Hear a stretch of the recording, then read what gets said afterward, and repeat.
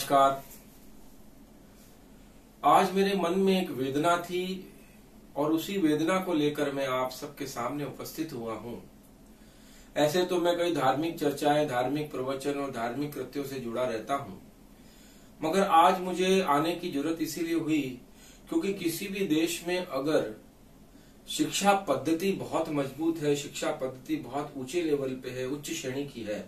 High class है, तो मान के चलिए वह राष्ट्र आर्थिक रूप से उतनी ही प्रोग्रेस करेगा। बड़े दुख के साथ मुझे आज कहना पड़ रहा है और ये संदेश मेरा प्रधानमंत्री श्री नरेंद्र मोदी जी के लिए है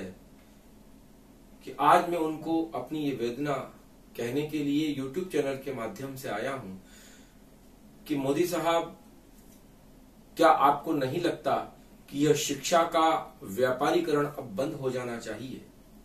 आप विचार करिए, हम एक तरफ कहते हैं कि एक मामूली सा व्यक्ति जो अखबार जो है लोगों के घरों में डालता था, वो एक इतना बड़ा साइंटिस्ट बना जो परमाणु परीक्षण करने में हमारे देश में जिन्होंने अग्रणीय भूमिका निभाई, एपीजे अब्दुल कलाम।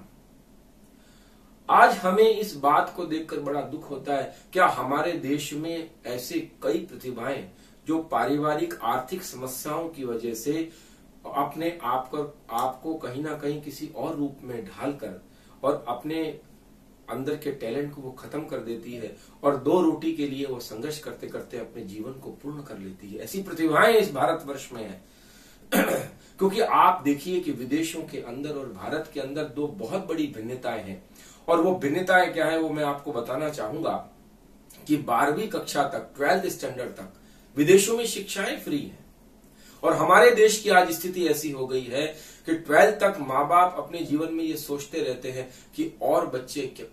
पैदा करके क्या करेंगे, क्योंकि हमारे पास तो फीस भरने के भी पैसे नहीं होते। हमने जितना कमाया उसकी 50%, 70%, 80% पूंजी हमारी जो इनकम है वो इस शिक्षा के अंदर ही खर्च हो गई बच्चे की।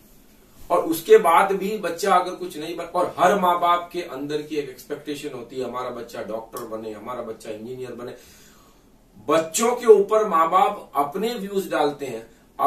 उनको लगता है जैसे ये बच्चा जो है वो बच्चा नहीं, हम बच्चे के अंदर बैठ करके बच्चे को तैयार कर रहे हैं। आज भारतवर्ष के अंदर शिक्षा का इतना बड़ा व्यापारीकरण हो चुका है कि इस व्यापारीकरण को अगर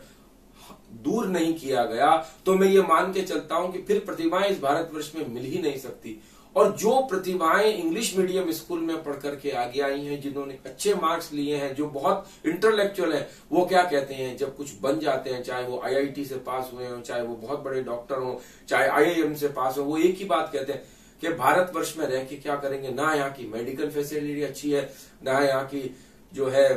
एजुकेशन फैसिलिटी अच्छी है, ना यहाँ पर सफाई है, ना यहाँ पर रहने के लिए जो है प्योर वेदर है, ना यहाँ का फूड जो है इतना हाइजेनिक है, हर जगह जो है मिलावट है। तो हम एक तरफ तो बाहर की कंपनियों को भारत में न्योता देने के लिए जो है अग्रसर हो रहे हैं कि यहाँ की कंपनियां आए, बाहर की कंपनियां आए और यहाँ पर काम करें, मगर एक बात सोचने की बहुत जरूरत है कि क्या शिक्षा पद्धति में बदलाव नहीं होना चाहिए। 3 बातें मेरे मन में जो है बहुत सताती हैं मुझे, कि पहली बात कि जो भाषा है वो भाषा का ज्ञान किसी भी व्यक्ति को होना बहुत जरूरी है। हम विश्व की जो लैंग्वेज वो इंग्लिश बन चुकी है, भारतवर्ष की जो लैंग्वेज वो हिंदी है, और भारतवर्ष में कई राज्य हैं जिसमें भिन्न भिन्न प्रकार की क्षेत्रीय भाषाएं चलती हैं। सबसे पहला काम तो ये होना चाहिए कि जो क्षेत्रीय भाषाएं हैं वहां का व्यक्ति उसको बहुत अच्छी तरह से सीखे, हिंदी को भी वो बहुत अच्छी तरह से सीखे और इंग्लिश को भी वो बहुत अच्छी तरीके से सीखे। आज साउथ इंडिया में लोगों को हिंदी बोलनी नहीं आती, बंगाल में भी जाओ तो कई लोगों को हिंदी बोलनी नहीं आती। कई प्रांत ऐसे हैं, सिक्किम है, मणिपाल है, जहां लोगों को हिंदी बोलनी नहीं आती। कुछ आती है, कुछ नहीं आती, इंग्लिश आती है, क्षेत्रीय भाषाएं आती हैं। तो क्या होता है कि एक तरफ तो हम संपूर्ण भारत को अखंड भारत बनाने की सोचते हैं और दूसरी तरफ हम शिक्षा के जो है विकास की तरफ बिल्कुल ध्यान नहीं दे पाते। आप देखिए कि 1st स्टैंडर्ड के अंदर जब बच्चा आता है उसके पहले जूनियर KG, सीनियर KG में ही माँ बाप बड़ी बड़ी स्कूलों के अंदर जाकर के जो टॉप मोस्ट स्कूलें हैं वहां पर जाकर के जो है डोनेशन देकर के अपने बच्चे का एडमिशन कराते हैं। कई जगह मैं पूछता हूं कि भाई आपने एडमिशन के लिए कितने पैसे दिए, बोले 2 लाख, कोई बोलता है 3 लाख, कोई बोलता है वहां तो हमको जगह नहीं मिली फिर हमने उस स्कूल में डाल दिया। क्या शिक्षा केवल अच्छा पैसा देने से, अच्छी स्टैंडर्ड के स्कूल में पढ़ाने से ही क्या बच्चे का विकास होता है? आप विचार करिए। आज मेरा मन इसीलिए जो है दुखी था, इसीलिए आज मैं आया हूं और कहता हूं कि जितने सरकारी स्कूल हैं भारतवर्ष में, क्या आज भारत सरकार को ये नहीं लगता कि जब इंग्लिश ही सब जगह प्राथमिक हो गई है, विश्व के अंदर कहीं भी हमारा बच्चा जाएगा तो उसको इंग्लिश ही बोलनी पड़ेगी, इंग्लिश में ही सारे कार्य करने पड़ेंगे, तो क्यों ना हम सारे जितने सरकारी स्कूल हैं उनको इंग्लिश मीडियम का कर दिया जाए। तो वहां जब वो बच्चा पढ़ेगा तो जहां हम 50,000, 60,000, 70,000, 1 लाख रुपए फीस देते हैं, आप फीस लीजिए साल की जो भी 5,000, 10,000 कोई भी व्यक्ति अफोर्ड कर सकता है। और वही गवर्नमेंट के स्कूल जो आज क्षेत्रीय भाषाओं के माध्यम से वहां पाठ्यक्रम चल रहा है, क्षेत्रीय भाषाओं के माध्यम से जो है उनको जो सिखाया जा रहा है वो बंद कर दिया जाए और सारे प्रपत्र जितने प्रश्न पत्र हैं वो केवल और केवल इंग्लिश में हो, उनकी भाषा भी सिखाई जाए, इंग्लिश भी सिखाई जाए और हिंदी भी सिखाई जाए। और उसके बाद जो मेन जितने सब्जेक्ट हैं, चाहे वो गणित है, चाहे वो साइंस है, चाहे आपका सोशल साइंस है, जितनी भी अदर जिनकी व्याख्या है वो इंग्लिश में कराई जाए। क्यों कि भारत के अंदर भी आज हम देखते हैं तो 90% ऑफिसों में, 90% ऑफिसों में इंग्लिश का ही बोलबाला होता चला जा रहा है। हम खुद भी हिंदी इंग्लिश स्कूल में पढ़ के बड़े हुए, हमने भी इंग्लिश, हम खुद भी हिंदी मीडियम स्कूल में पढ़े और आज हमको इंग्लिश की कई समस्या हमने हमारे जीवन में भोगी है। हमारे खुद के बच्चे भी जो है एक अच्छी स्कूलों में पढ़े और हमने संघर्ष किया, और वो संघर्ष जब मैंने मेरे जीवन में देखा तो आज मुझे लगा कि जब भारत एक तरफ तो विकासशील देशों की उस श्रृंखला में से बाहर होकर के विकसित देशों की जो है श्रेणी में आने की जो है पूर्णतः प्रयास कर रहा है, और हमारी अर्थव्यवस्था जब हम विश्व के अंदर जो है बहुत बड़ा स्थान रखने की ओर आगे बढ़ रहे हैं, और हमारे ही देश के लोग जब तक शिक्षा पद्धति को नहीं बदलेंगे तब तक देश नहीं बदल सकता। फर्स्ट ईयर में पढ़ने वाले बच्चे चाहे वो किसी भी पाठ्यक्रम से हो, कॉलेज में नहीं जाते हैं। कोचिंग सेंटर के अंदर जो आप जाकर के देखिए कि सारे कोचिंग सेंटर भरे हुए हैं, और कोचिंग सेंटर के अंदर जो है दुनिया भर की वो लोग फीस लेते हैं, और उसको देने के बाद में बच्चा वहीं जाकर के संतुष्ट बोलता कॉलेज में तो कोई पढ़ाई होती ही नहीं। इस तरह का जो शिक्षा का व्यापारीकरण हो रहा है, आप देखिए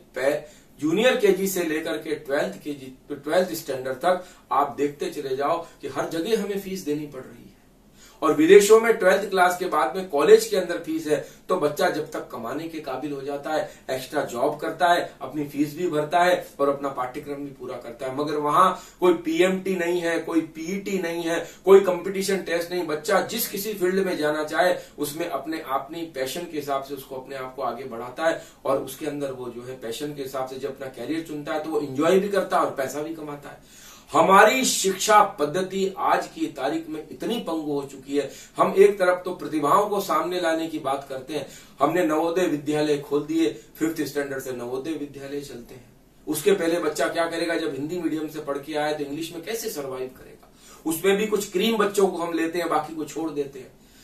शिक्षा पद्धति, शिक्षा नीति और शिक्षा का पाठ्यक्रम पूरे भारतवर्ष में एक प्रारूप का जब तक नहीं होगा तब तक भारतवर्ष शिक्षा की दृष्टि से आगे नहीं आ सकता। और जब शिक्षा की दृष्टि से आगे नहीं आएगा तो सामाजिक विकास, आर्थिक विकास और मानसिक विकास बच्चे का आप कहां करोगे। इंग्लिश बोलने वाले बच्चों के साथ में जब हिंदी मीडियम बोलने वाले बच्चों को खड़ा करते हो तो उसको ऐसा लगता है, उसको अंदर से एक आत्मग्लानि होती है, गिल्टी फील होता है। ये गिल्टी फील ये नहीं होना चाहिए। मैं आज आप भारतवासियों को एक निवेदन करना चाहता हूं कि आप इस विषय के बारे में प्रधानमंत्री जी को पत्र लिखिए, अपना निवेदन करिए कि आप इन पाठ्यक्रमों को बदल दो, और जहां जहां गवर्नमेंट स्कूल है उस गवर्नमेंट स्कूल को आप इंग्लिश मीडियम स्कूल बना दो,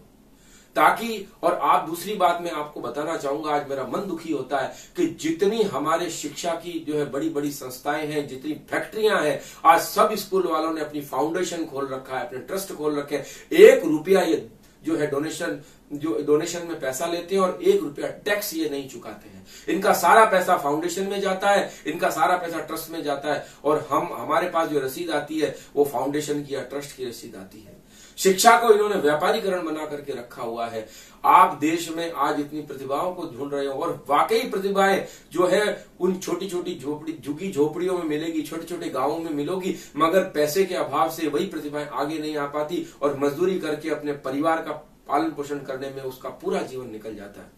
आज हमें जरूरत है तो केवल इस चीज की जरूरत है कि इस शिक्षा के व्यापारीकरण को बंद करो। और दूसरा निवेदन मैं प्रधानमंत्री जी को करना चाहूंगा कि वह जब तक जनसंख्या पे ऊपर कंट्रोल नहीं करेंगे तब तक जो है शिक्षा को आप फ्री भी कर लोगे तो उसका कोई अर्थ नहीं रहेगा। आप जनसंख्या कानून लाइए, चाहे वो किसी मजहब का व्यक्ति हो, 2 संतान के अलावा तीसरी संतान अगर पैदा होती है तो उसको नौकरी में अधिकार नहीं, स्कूल में पढ़ने का अधिकार नहीं, उसके सारे अधिकार को आप समाप्त कर दो। उसका मेडिकल में भी उसका कोई अधिकार नहीं, इलाज भी उसका आप नहीं कर। तो जब ये स्थितियां हमारी बनेंगी कि 2 संतान के अलावा तीसरी संतान को कोई राइट्स नहीं, तब जाकर के ये देश आर्थिक रूप से आगे आएगा। जनसंख्या जब तक कंट्रोल नहीं होगा तब तक शिक्षण को फ्री करने का कोई अर्थ नहीं रहेगा। सबसे पहले शिक्षा को अगर आपको लागू करना है, फ्री शिक्षा को इंग्लिश मीडियम स्कूल बनानी है, तो एक मेरी अपने अंदर की जो है एक मेरा ज्ञान यह कहता है कि हमें सबसे पहले जनसंख्या को नियंत्रण करना बहुत जरूरी है। जब जनसंख्या नियंत्रित हो जाएगी तब आप शिक्षा नीति को बदलेंगे तो कोई भी मजहब का धर्म का व्यक्ति हो तो उसे 2 संतान को ही पैदा करने का अधिकार रहेगा। तब हमारा देश आर्थिक रूप से आगे बढ़ेगा। आज होता क्या है कि एक परिवार में 5 बच्चे 7 बच्चे पैदा कर लिए और हमें उस परिवार को आर्थिक रूप से इतना कमजोर है कि अपने घर का ही जो है 2 वक्त की रोटी का जो है वो बंदोबस्त नहीं कर सकता और हम सोचते हैं कि वो अपने बच्चों को शिक्षा देगा, और शिक्षा दे ही नहीं सकता।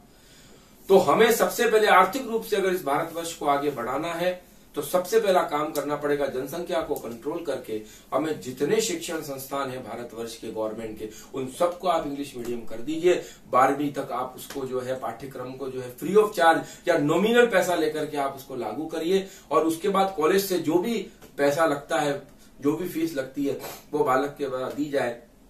तो कम से कम ये देश शिक्षा नीति को बदलने के बाद में आर्थिक रूप से सुदृढ़ हो सके। बस यही मेरी आज वेदना थी प्रधानमंत्री श्री नरेंद्र मोदी जी को, जो मैं ये कहना चाहता था और YouTube चैनल के माध्यम से। तो मैं ये मानता हूं कि जिन लोगों को यह वीडियो जहां जहां पहुंचे तो वो बात अपने प्रधानमंत्री मोदी जी तक पहुंचाएं, तो हो सकता है कि हमारा देश आगे बढ़े। जब तक जनसंख्या कंट्रोल इस देश में नहीं होगा तब तक शिक्षण नीति को अगर आप फ्री ऑफ चार्ज भी कर दोगे तो भी उसका कोई अर्थ नहीं निकलने वाला, क्योंकि उसके बाद भी शिक्षण नीति नहीं बदलेंगे। और शिक्षण नीति को हमने बदल भी दिया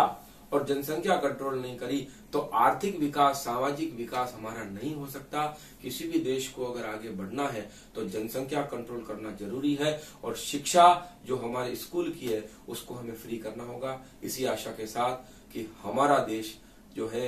एक सोने की चिड़िया बने और संपूर्ण विश्व के ऊपर हमारा देश अपने ज्ञान की पताका को, धर्म की पताका को और आर्थिक रूप से सुदृढ़ बनकर के दूसरों को सहारा दे। इस आशा के साथ आप सबको नमस्कार।